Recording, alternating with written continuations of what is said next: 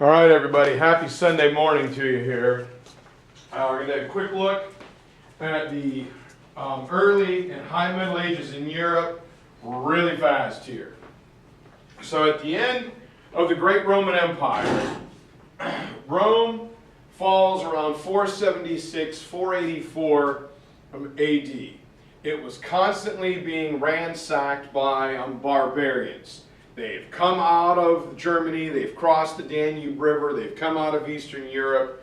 They find those Roman roads and they're like, hey, let's follow the yellow brick road, and all roads we lead to Rome. So 3 times Rome is attacked by barbarians and it will be destroyed. And so by this point, last 25 years or so of the 400s of the 5th century, Rome, the once great mighty Roman Empire, now lie in the hands of barbarian chieftains. So from Great Britain, from England, all the way down to North Africa and Western Europe is in the hands of barbarians. And one key thing to remember is that while the city of Rome is defeated and there is no more Roman emperor, Roman culture was not beaten. That, excuse me, make the world Rome policy, Roman technology and the Roman language was not defeated. The other big thing is some of these barbarians will enter the empire as Christians. They will have converted to Christianity. A big turning point in world history is the creation of the second monotheistic religion, Christianity. It begins to spread, people begin to assimilate and to be adopted throughout the mighty Roman Empire, which stretched on 3 continents. And it is the conversion to Christianity which helps many of these Germanic barbarians to assimilate to Roman culture. It is one of these barbarian groups, the tribe of the Franks, who give birth to the modern name of the modern country of France. They will convert to Western Christianity, what will eventually become known as Roman Catholicism. And they will form a close relationship with the church.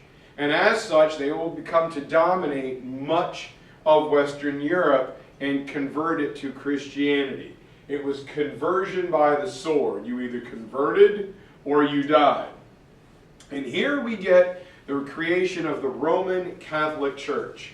From the decline of the Roman Empire all the way up to the Renaissance in the 1300s, the one institution, the only institution that actually gained in strength was the Roman Catholic Church.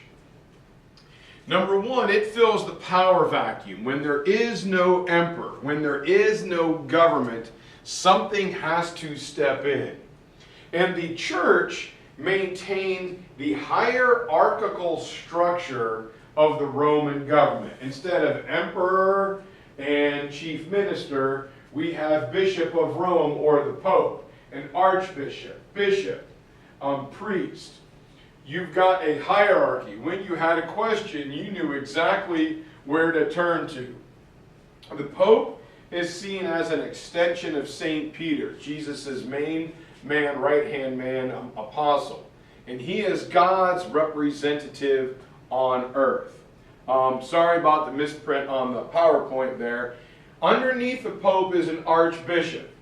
And an archbishop will be in charge, think of him as like a vice president of a corporation, will be in charge of 20 bishops.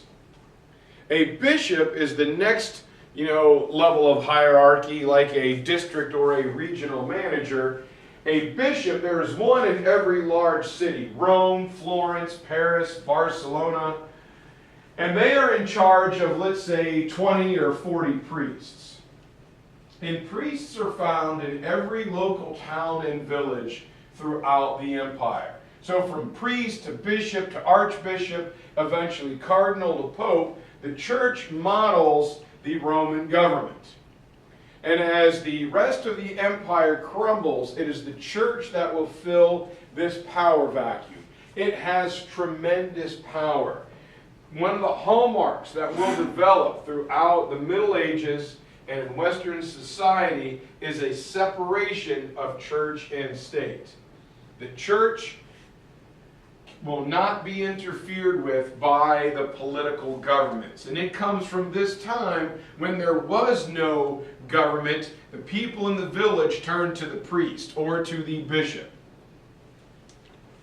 Now, going back to before the Roman Empire falls, Emperor Constantine gave special status to Christians in the year 313 when he converts right before a battle. So the once hated Christians get special status in the Roman Empire, and in 391 it becomes the official religion. So they go from people who were hunted and killed and tried to be exterminated to the most favored religion within the empire. And so it is the church and the church's hierarchical structure that will allow it to survive the successive waves of barbarians. And during the Middle Ages, there will be a reoccurring theme of warfare, of famine and disease. All right? Warfare breaks out, the peasants get trapped in the middle. When they go, there will be famine, there won't be enough to eat, and then, comes another disease, a plague or whatever. So there was never a good day in the Middle Ages. And so while life was very difficult and very hard and very short, average age around 35 before you died, so I would be like as old as Moses or whatever, you look forward to going to heaven, where life was going to be much easier. And the few educated people that survived the collapse of the empire worked for the church. And we also get a special group of people known as monks in monastic culture. Monks are people who live lives of poverty, of chastity. They separate themselves from society, and they do all the dirty work. They do the things that nobody else wants to. They take care of the sick.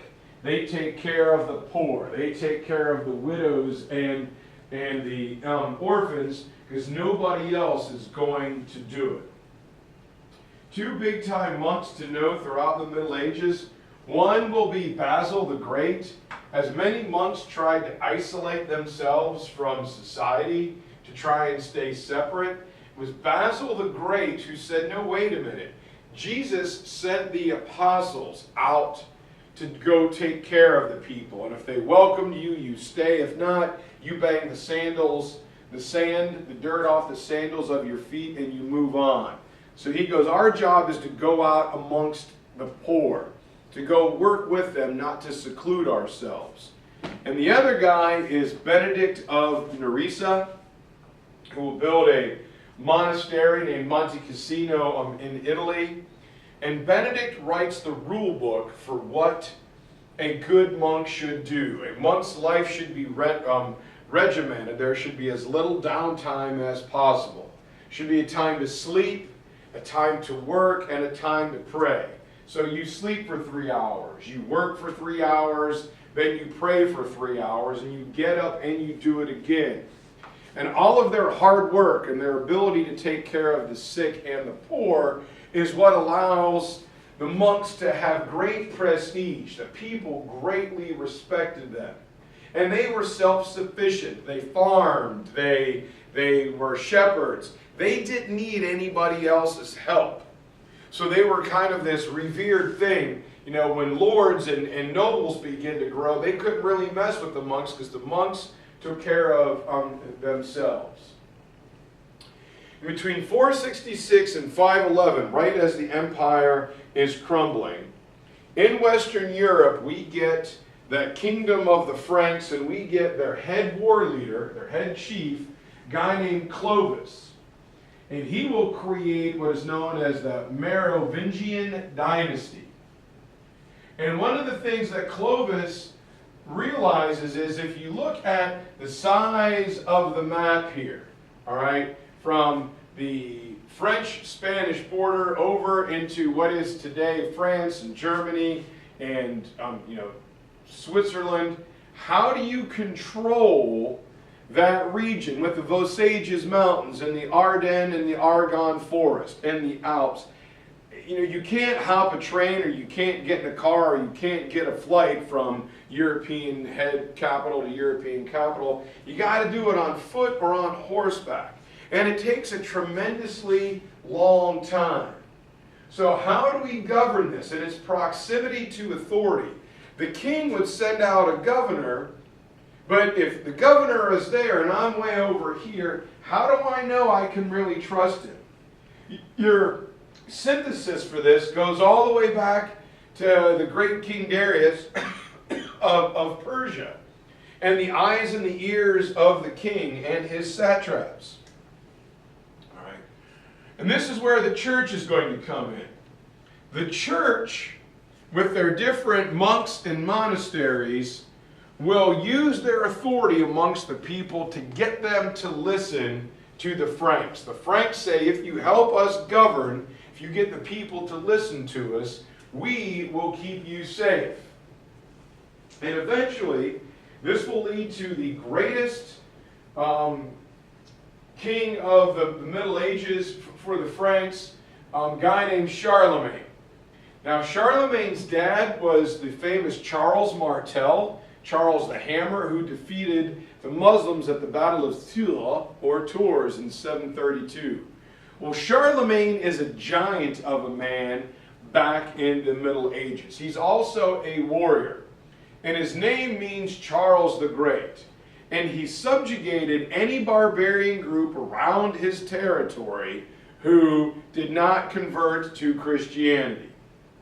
And when he's done, to bring back some of the symbolism of ancient Rome, he builds his great palace at Aachen on the German, Belgian, French border. Just a gorgeous medieval city. And he built it like a Roman, an old Roman city, to go back to an homage to ancient Rome. And he works with the church to promote stability. On Christmas Day in the year 800, he is given a new title, the Holy Roman Emperor. The Holy Roman Emperor is the first large political authority since Rome collapsed, and also gives Charlemagne clout. And the Eastern Emperor, the Byzantine Emperor, is forced to acknowledge, as the Byzantine Emperor still believed, weirdly, that he controlled all of Europe, the old Roman Empire, that he now has an equal in the West. And it forced the Byzantine Emperor to recognize the office of the Pope as well. Now, Charlemagne will use church officials. He figured, if you can trust anybody, you can trust someone from the church. And he sends out the Missi Dominici. They were bishops and priests who would go around his large kingdom and interview people to make sure his governors were doing a good job. Once again, very similar to King Darius of Persia.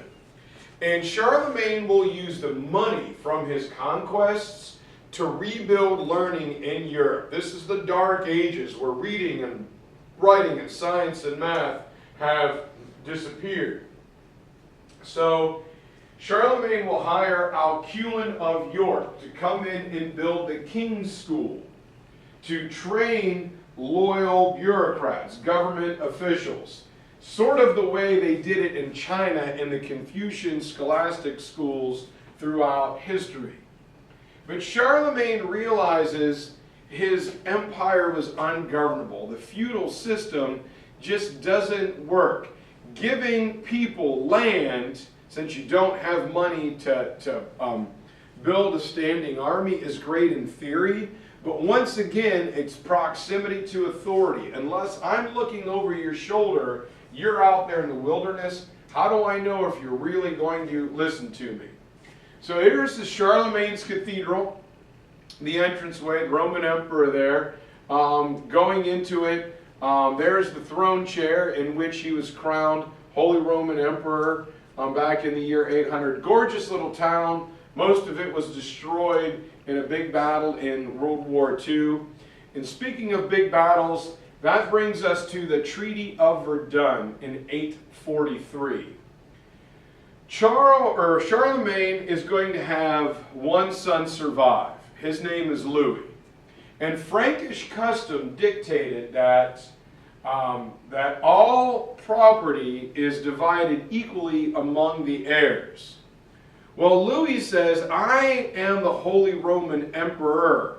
If I equally divide my land up amongst my sons, then there will be more than one Holy Roman Emperor. So he gives the bulk of it to his oldest son Lothar, who gets the title Holy Roman Emperor. His other sons were given smaller amounts of territory. And by smaller amounts, I mean like a third of the country of France, or like part of Switzerland and Italy. And then Louis makes a bad mistake. He marries another woman named Judith of Bavaria. And with her, he has a fourth son. So there's Lothar, there's Louis Jr., there's Pepin, and there's a guy named Charles. And Judith instigates a rebellion amongst Lothar, saying, why is he getting everything? My son might not get that much. So there's a war between the brothers. And the Pope steps in and says, no. I crown the Holy Roman Emperor, singular, not emperors, plural. Well, as soon as the Pope leaves, the brothers go right back to war. Louis will actually be Pepin will actually be killed, and Rome will be split. The old Holy Roman Empire will be split into thirds. Louis gets most of Germany, Lothar gets part of Germany, Belgium, France down into Italy, and Charles gets most of France. But the empire is broken up. It is fragmented. Europe will not see an empire as large as Charlemagne's Holy Roman Emperor until Charles V, the Habsburg of Spain, in 1519. And so it's at this time that other invasions are taking place. Hungarian horse soldiers, Magyars, are coming in. Muslims are threatening the south of Spain. And then comes the terrifying Vikings. And the Vikings weren't after territory, they were after loot. They liked to come in and fight and loot and rape and pillage and move on. They weren't sedentary. So the people during the fall of Rome, Rome, the great Roman road system connected to the Silk Road coming out of China and the Trans-Saharan trade route in Africa and the spice roads of India, all that collapses. Trading, cultural diffusion collapses as people go into the wilderness and they make themselves very small. They don't travel very far because they don't want anyone to know they're there. And this is when we start to build castles and castle towns where peasants will willingly work for a lord, a knight, a noble. They will trade their work and their lands for protection. And all life will center around a small, self-sufficient castle. And this is where we talk about the feudal system of government. And whether it is here in Europe, whether it is ancient China or ancient Japan, feudalism is feudalism. Going up into the 1800s in Russia and Japan, it's the same. It's where there is no effective central government. There is no one emperor or no one king. It just doesn't exist. And the Lord is a dominant person who has to protect much weaker people. They, as I said, give their livelihood in return for protection from the strong. And it's based on mutual responsibilities. It is a contract. I promise to keep you all safe, your local strongman and my knights. In return, you guys work for us. You give us everything from the food we eat to the clothes that we wear. So you're going to work all day, every day in the fields, and my job is to keep you safe. And this will give us three basic levels of society. There's the king who theoretically controls all the land. Now the king will give portions of his land to his upper lords to control for him. They collect taxes, they ensure justice, and they protect it.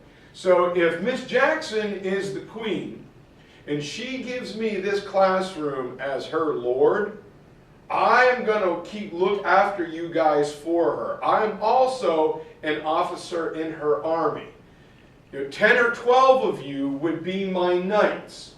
You would be my fighting force. And if Miss Jackson ever says, hey, we're going to war with East Chapel Hill and Carrboro, I am obligated to go and assist her. And you knights, since I have taken part of my land and I've made a knight there and a knight there, so over here we'll have, we'll say Roxanne will be a knight here. Back here we'll have Spencer. Max will be in charge over here. This is 6th period speak. Sorry, we'll get a 5th period example in here soon.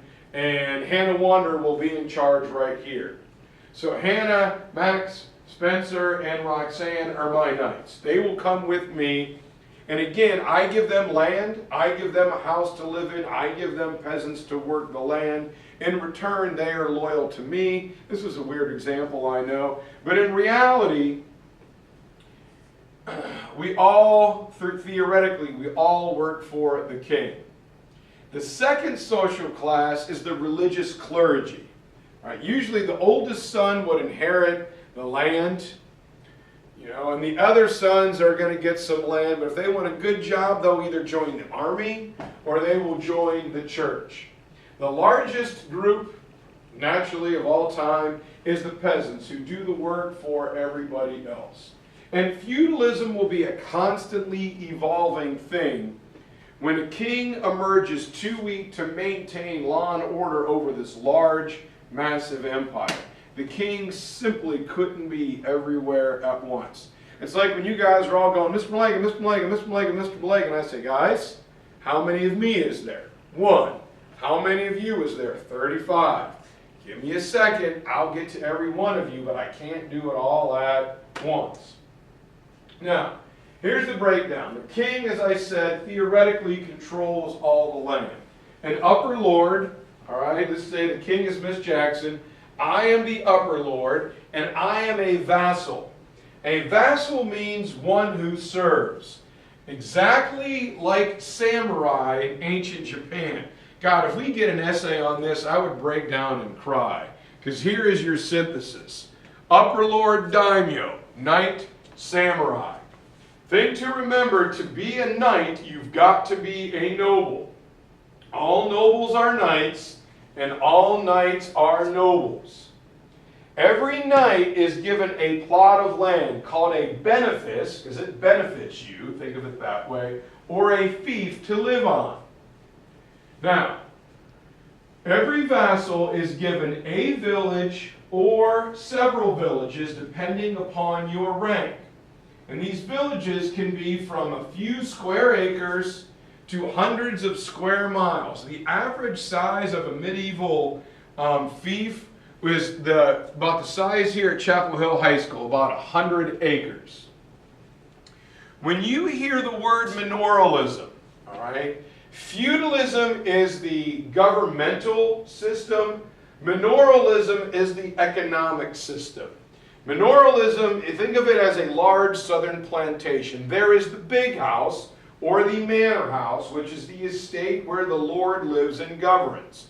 Around him is the agricultural land, where it's pretty much crops.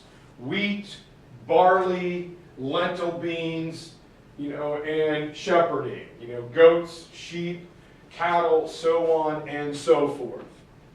So while manoralism is the economic system, which pretty much revolves until the Industrial Revolution around agriculture. So I govern, the religious clergy prays, and the poor peasants, they work from dawn to dusk. They are bound to the land. You pretty much don't have any freedom. Where are you going to go? Right? You pretty much have to do what I say, when I say, how I say, but I have to know I can't only press you so hard because you give me everything from the eggs I eat to the boots that I wear. And while it's not great, feudalism does provide stability in the midst of this chaos, in this war, in this famine, and this disease. And the great thing is it's flexible. If there was a famine or a warfare and the harvest was bad, I know that. I can give you guys a small break if you need it. All right? Remember, it is a two-way street. So I get it. I know what's going on. And the other thing that is often understated is how much Western Europe owes the spread of Islam at this time. The Byzantine Empire always had a thought of reconquering all of Rome, the Western Roman Empire, but they couldn't because they were involved with fighting the birth and the spread of Islam. And while the Muslims are expanding and they are fighting the Byzantine Empire, if you remember, I gave you that analogy of stone soup. All right, I get stone soup.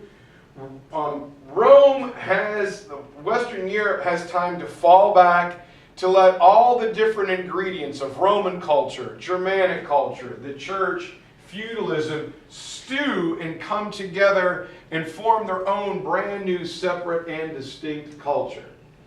So here it is the feudal system, real quick. On top we have the king who owns all the land.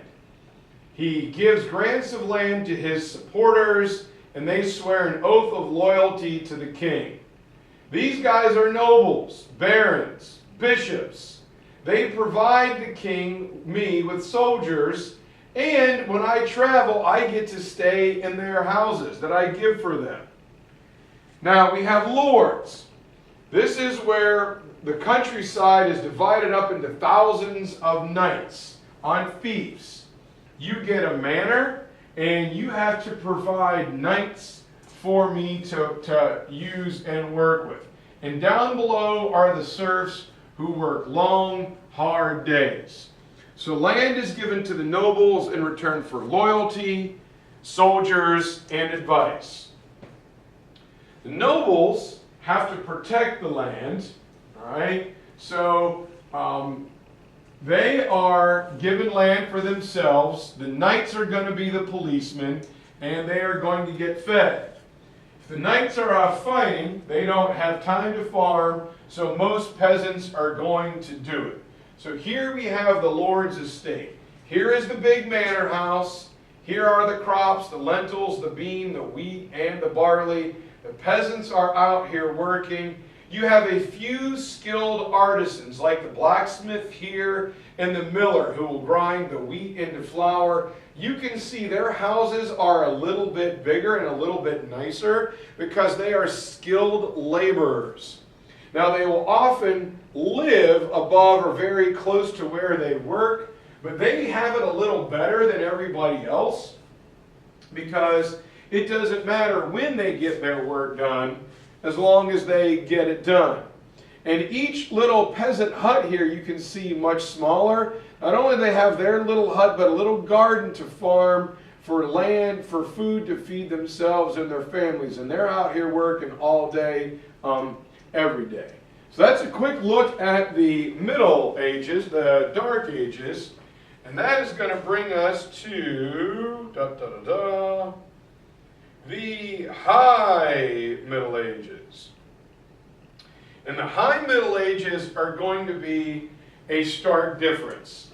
The Crusades are going to happen. And when the Crusades happen, we get the birth of new towns and townships. So we're going to grow from just the castle or the large cathedral, and new cities and towns are going to be created.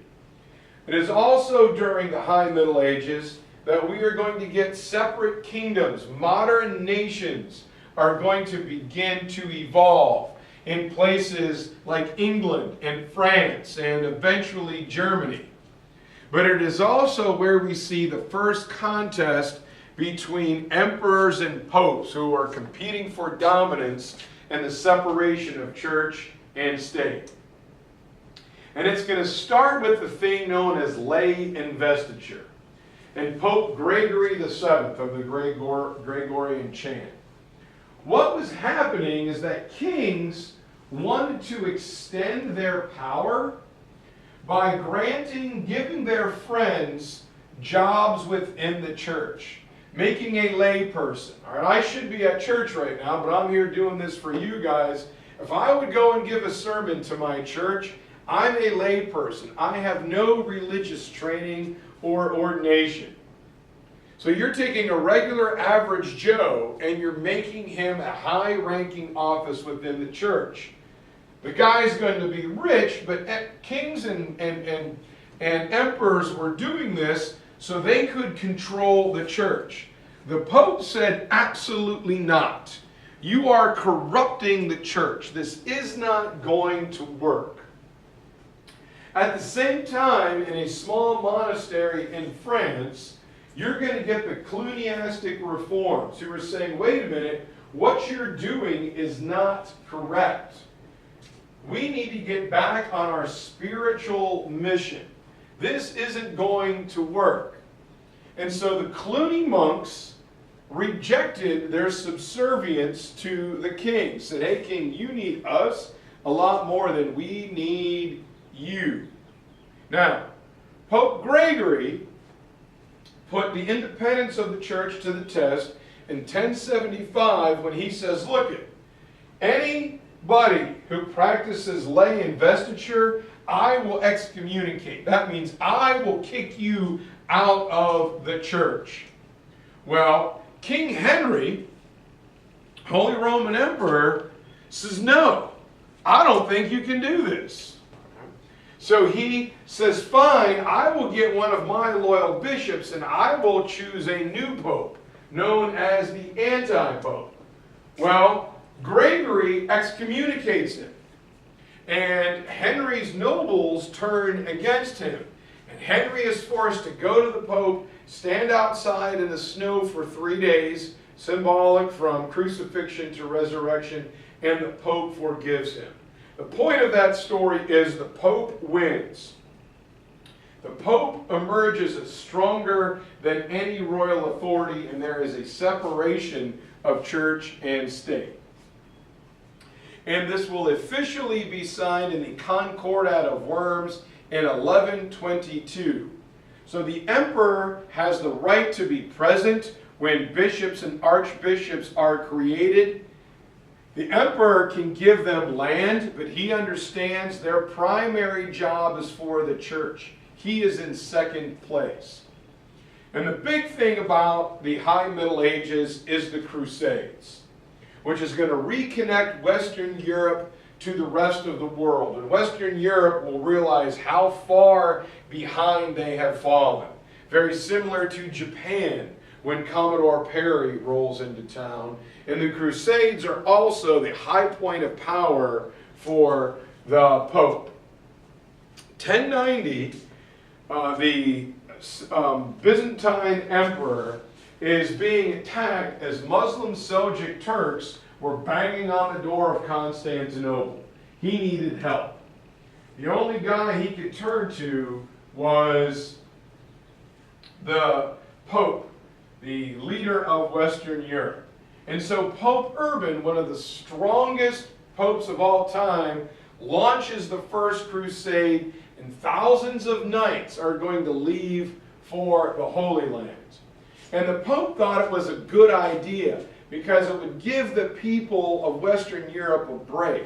The knights are supposed to be Christian warriors, but they were always fighting each other, and trapped in the middle are the people. So man, I'll get the people a break and I'll get the knights the heck out of here. So he gives them what's called a plenary indulgence, meaning that if you die fighting the Muslims, your sins are forgiven and you go right to heaven. The big thing is it connects Europe to the outside world. And there are around 8 total crusades. Only the first one is successful. The Western Knights liberate, shove the Muslims back out of Jerusalem, but as soon as they leave, the Muslims come back.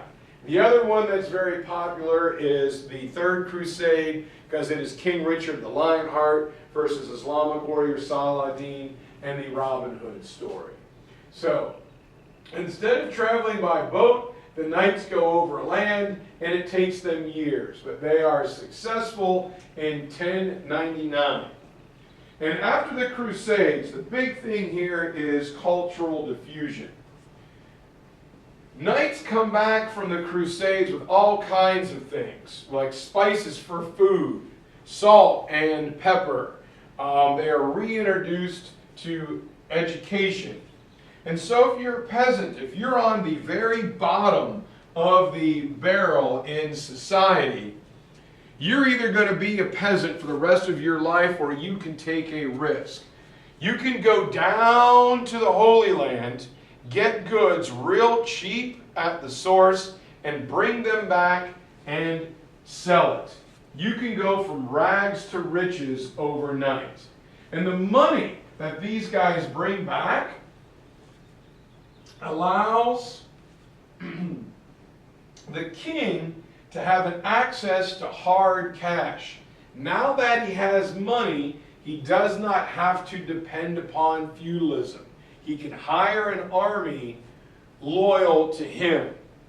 Also, coming out of the Middle East is the concept of a school, or an Islamic madrasa. So in these new towns, universities and cathedral schools are going to be created. For the first time in a long time since Alcuin of York, we have education back in Europe. And this brings us to the story of William the Conqueror, who was born as an illegitimate son to the Duke of Normandy. But through his grandmother, he's got a direct bloodline to the English throne. Now his dad dies going down on a pilgrimage, and William is forced to flee for his life. And when he comes back, he's angry, and he goes after every single knight that tried to kill him, killed his uncle, and take his title. And William wins. He is the Duke of Normandy, northern France. And the King of England dies, and William is bloodline directed to the throne, but the English nobles skip over him and elect one of their own, a guy named Harold Godwin's son, as the new king. William gets angry and launches an attack, and he will defeat the English nobles at the Battle of Hastings in 1066, earning his name the William the Conqueror. And he is crowned in Westminster Abbey, very similar to Charlemagne. From his time till now, all royals are crowned in Westminster Abbey. And he goes on a 20-year period of conquest to build a strong monarchy in England. It's going to form the first modern country. And he uses a thing known as a writ. A writ is a legal warning. Hey, you're not doing this right. You're doing it incorrectly. You need to stop. If you do it again, all right, there is going to be a consequence, and here it is. So when I come knocking on your door and I come to throw you in jail, don't say you didn't know, because you did.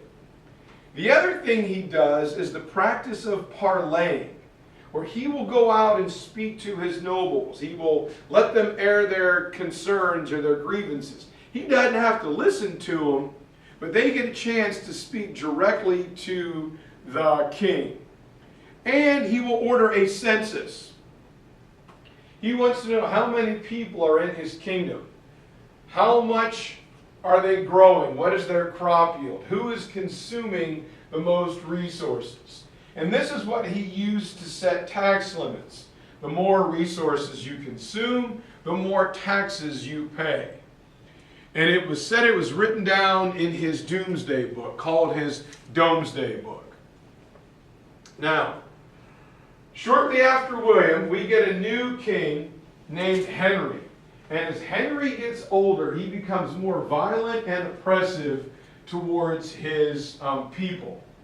Henry will actually caused a lot of problems along with William, because technically, as the Duke of Normandy, William is a vassal, a servant of the French king. So technically that makes the English king a vassal to France. Henry will get married to Eleanor of Aquitaine, who was previously married to the French king, and Henry will get a lot of land in France. And that will kick off what is known as the 100 Years' War between England and France. After William, who gets more oppressive and cruel to his people, we get the famous Richard the Lionheart of the Third Crusade. And when Richard goes on crusade, he taxes his people. To pay for it, he leaves his idiot brother John on the throne. John is going to make a series of mistakes. Number one, he's going to practice lay investiture and try and name a buddy to be the Archbishop of Canterbury, so he will get excommunicated. He also ramps up taxes on his own people, starts a war with France, and he loses. And Pope Innocent III, when John doesn't back down, places all of England under interdict, which means the entire country is excommunicated. No baptism, no communion, no confession, no marriage, no last rites. So the people rise up, they chase John down, and they force him to sign the Magna Carta, or the Great Charter. And from that point on, it says even the king is subjected to common law, where the laws apply equally for everyone. This is going to be a cornerstone eventually of the English Bill of Rights, and will be a part and parcel of what will become known as the Declaration of Independence and the United States Constitution. So, the king is now subject to English law. He can no longer do whatever he wants, whenever he wants, however he wants. In France, across the English Channel, the king will emerge as dominant. Right? So as England will eventually become a constitutional monarchy, the kings of France will grow in power until we get to Louis XIV, the Sun King. And it is during this time that we've got another one of the really strong popes, Pope Innocent III, on the throne. He will excommunicate John. He will excommunicate Philip of France, John's contemporary, several times. He will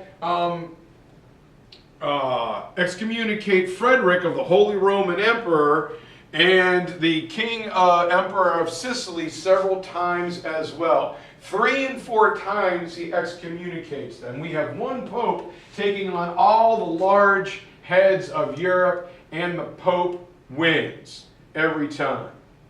So as we get to close to the year 300, the end of the High Middle Ages, Europe is going to emerge from the Dark Ages.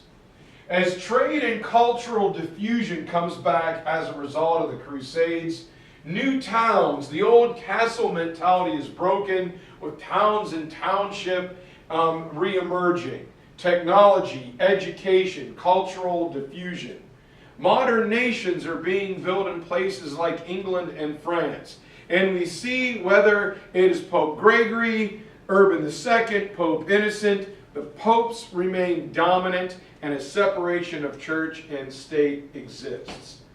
Problem, at the same time, in the 1200s, Genghis Khan and the Mongol Empire is coming out of Asia, moving westward, and while they link Europe once again to the Silk Road, and the Golden Horde attaches Russia up into the Silk Road, the bubonic plague starts, and that is coming up next. All right, guys, that is for you. That is the High Middle Ages and the Middle Ages. AP World Review, we're going to crush that test Thursday. Don't forget to click like and subscribe and all the neat things that Cameron and Everyone else, James Pierce and the guys always say. All right, Melega out.